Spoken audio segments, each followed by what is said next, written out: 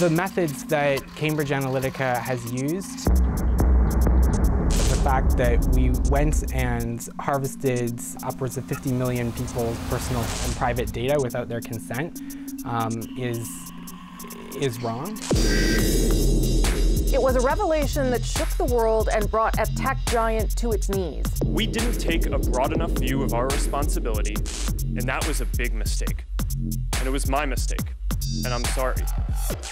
The Facebook Cambridge Analytica scandal, a data breach that in the end affected 87 million people, and that was just the beginning. This past September, Facebook was hacked again, and so too was Google's social network, compromising more than 500 million people this past year alone. The lesson, if you have personal data online, odds are it's already been compromised, and so too has democracy. It is now well documented that technology was indeed used to tamper with the 2016 US election. So how do nations better prepare themselves in this new climate? Enter Casper Klynge, the world's first tech ambassador, a career diplomat serving in Afghanistan, Darfur, and Kosovo. Klynge moved to Silicon Valley just over a year ago. His mandate engaged the world's most powerful tech companies so that Denmark is better prepared to respond to the consequences of their creations. Casper Klynge recently brought his vision of techplomacy to Ottawa, meeting with Canadian politicians to talk about how this country plans to protect the upcoming elections. I met up with the ambassador during his visit. Ambassador, nice to see you. Good to see you. It's funny to call someone a technology ambassador. It's unusual. Yeah, well, I prefer Casper, but okay. Yeah. So let's start so that people can get a better sense of what your job is. How would you describe techplomacy, I think is the word you use, is it? It is, yeah, it is. Well, I'm a career diplomat. I'm not a software engineer, so I come from the tradition of foreign policy. But it's basically to try and acknowledge that technology is going to be the key defining parameter in international affairs in the next couple of years or in the next decade. But also recognizing that some of the big technology companies, some of them very close to where I'm posted in Palo Alto in Silicon Valley, that they become not only huge companies, but also influential companies. And how are you received generally by those big companies? Or how were you received when you first got there? Because you haven't been in the job very long. Were they sort of perplexed as to what you were doing or defensive? How did they take you? Well, I think the good thing is we're talking now 18 months into this initiative, so things are a little bit better. But I think one of the first things we had to do was to replace our wardrobe.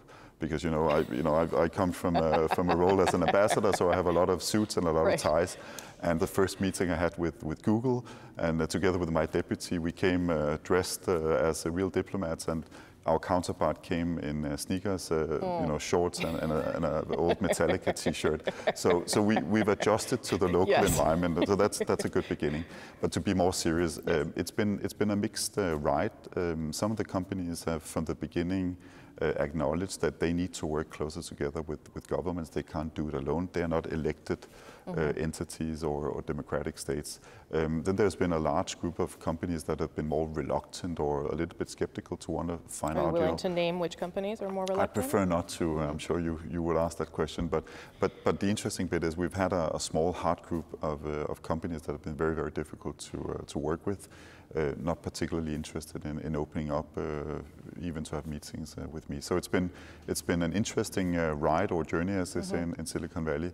But it's also been one that, in my view, has confirmed why we do need tech ambassadors and why it's important that not only a small country like Denmark has one, but that other countries will do something similar. We need other countries around the table, and we need more international collaboration, not less, in the digital age. And that again goes back to why this is a foreign policy initiative and not something coming from other parts of the Danish government. How much do you think the Facebook Cambridge Analytica incident, scandal, however you want to characterize it, and the fact that Mark Zuckerberg has had now to testify in front of Congress a number of times, how much do you think those incidents have helped sort of awaken public consciousness to the fact that companies maybe should not be self-regulated? Like, that's maybe not the way of the future for the internet and for these kinds of companies.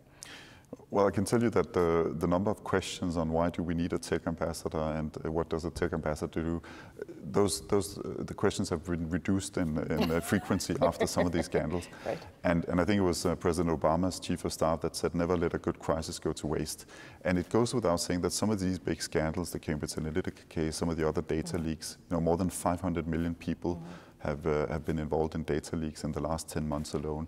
So I think it says a little bit about the magnitudes of these hacks.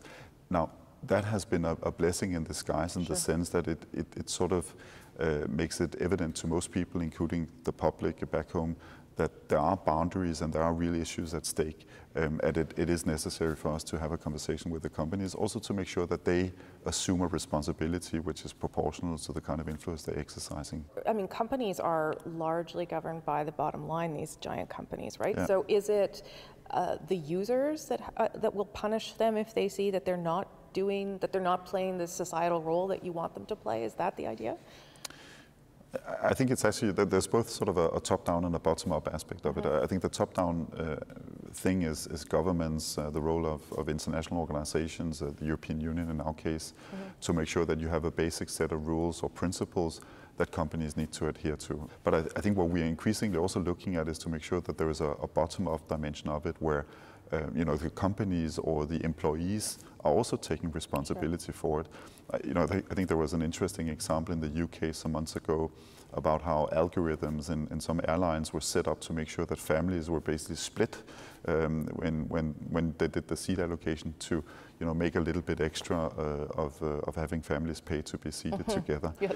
And I think the interesting bit was that there was a big debate: should we regulate to avoid airlines doing that because it's immoral or inappropriate? And as a family member, I've experienced that many times myself, and it's also been quite frustrating. But I think the interesting bit is that it also initiated a debate among coders, among programmers, to say, who on earth would actually write, an algorithms that disperses families across an airline? Is that really what coders should be involved in? Right. So I think that's sort of almost a Hippocratic oath from coders saying you work in a decent way, you write algorithms that are without biases. I think that's an important dimension of it as well.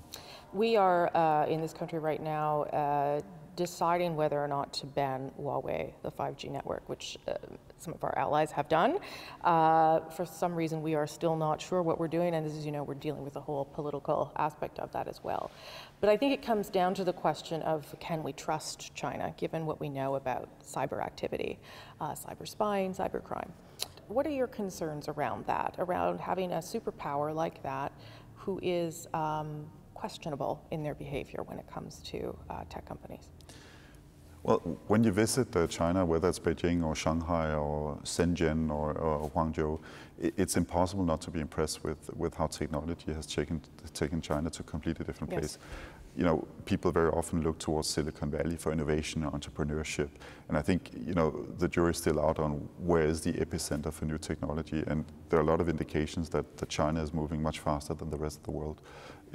A piece of data that I think says a lot is that in 2017, the cumulative venture capital investments in artificial intelligence, 48% went to China, 38% to the US, and the rest, the 14% left, went to the rest of the world, including Canada, the European Union, Africa, etc. To me, that's the contours of the New World Order, and it says a lot about the movement of power from the west towards the east, or I guess sitting here, it could also be the east to the west. Anyway, but I think the point here is that the big debate or the big conflict, if you like, is of course whether technology will be a doer of good, whether it will promote democracies, freedom, whether it will empower people, bring better healthcare, better education, or whether technology can also be a means for increased control and those authoritarian aspects of it. And it goes without saying that China plays an important role here that we need to pay attention to, but that doesn't mean that we don't need a dialogue with China. And whether it's in 5G technology or in artificial intelligence, Chinese companies are becoming very, very influential in global affairs. And I think expressing those concerns and also trying to get partnership going with them is going to be important. I'll end on this. Do you think that we are sort of at a turning point for tech companies where, because of some of the things that have been exposed about what they've done or data they've misused, that we're at a turning point where they sort of have to either define themselves or they will be defined by governments and outsiders. I think we're approaching sort of crunch time, where it will be very difficult for companies not to choose sides or pick sides.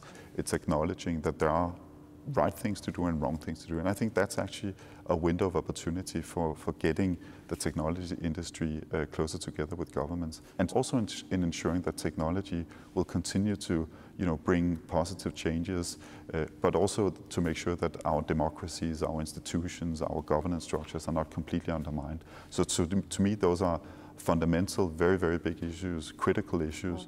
And the problem are not necessarily across the Atlantic. That's something else on a global scale where we have to work closer together. Okay, good. Nice to meet you. Thank you for letting me pick Good your to brain. meet you. Thanks a lot. From your iPhone. Yeah, from my iPhone.